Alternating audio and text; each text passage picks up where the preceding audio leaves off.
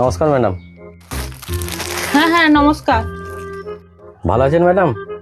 বাবা আমাকে এত খাতির করছে, আমি তো আবার ফেসবুকে রিল করি, কোনো ফ্যান ফলোয়ার হবে মনে হয়। হ্যাঁ হ্যাঁ ভালো আছি, আপনি কেমন আছেন? হ্যাঁ হ্যাঁ ম্যাডাম, খুব ভালো আছি। তা খাওয়া দাওয়া হয়েছে আপনার?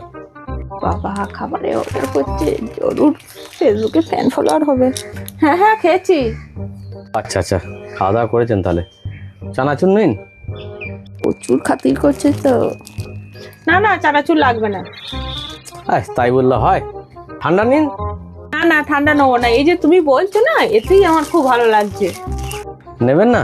তাহলে বিস্কুট নিন। ওরে বাড়ি কি খাতির করছে, আমি তো একবার ফেমাস হয়ে গেলাম মনে হচ্ছে। না না আমার লাগবে না, আমার দাম মনে হচ্ছে না প্রচুর বেড়ে গেছে।